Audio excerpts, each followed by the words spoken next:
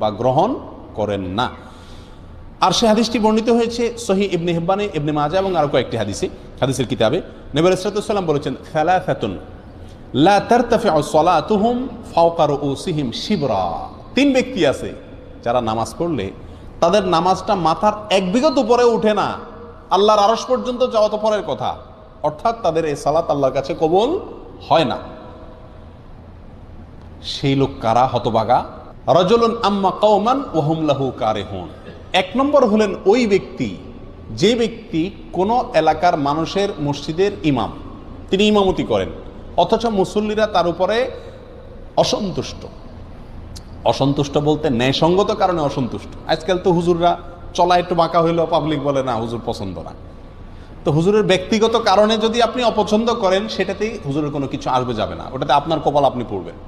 কিন্তু যদি যুক্তিসঙ্গত কারণে লোকটা বেদাতি, লোকটা খারাপ মানুষ, লোকটার ভিতরে কোনো বদভ্যাস আছে, সেই কারণে যদি পাবলিক তার প্রতি অসন্তুষ্ট থাকে, তাহলে এই ব্যক্তি জেনে শুনেও পাবলিক আমার উপর অসন্তুষ্ট, আমার কোনো চরিত্রের দোষের কারণে, তারপরেও সেই ইমামতির আসন ধরে আছে, আঁকড়ে আছে, তো এই ব্যক্তির ব্যাপারে এই কথা আসছে যে তার সালাত তার মাথার 1 বিঘত উপরেও উঠে না, অর্থাৎ আল্লাহর কাছে কবুল হয় না।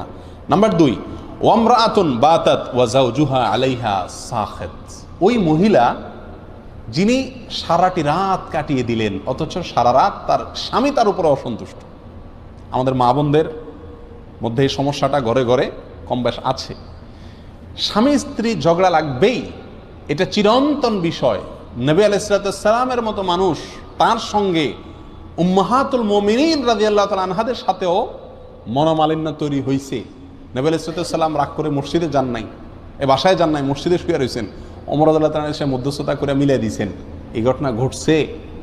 উম্মাহাতুল মুমিনিন একদিকে, নবী আলাইহিস সালাম একদিকে, তাদের জীবনে যদি এটা হয় তাহলে বোঝা গেল স্বামী স্ত্রীর জীবনে ঝগড়া, কথা কাটাকাটি, ভুল বুঝাবুঝি এগুলো হবেই হবে, এর কোনো চারা নাই। পাতিল দুটো একসাথে থাকলে বাড়ি খাবে।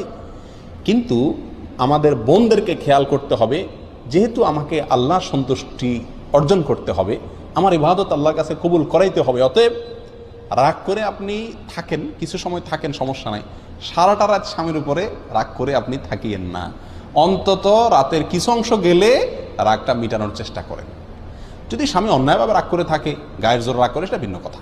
যাই হোক, তাহলে দ্বিতীয় হলেন ওই স্ত্রী যিনি সারাটি রাত কাটিয়ে দিলেন অথচ তার স্বামী তার কারণে তার উপরে কি অসন্তুষ্ট। যদি স্বামী অন্যায়ভাবে অসন্তুষ্ট হয় এবং তাকে সন্তুষ্ট করার কোনো জায়গা না থাকে, গোয়ার টাইপের হয়, তাহলে ভিন্ন কথা। 3 নম্বর, আব্দুন আবেক, ওই গোলাম বা কৃতদাস যে মালিক থেকে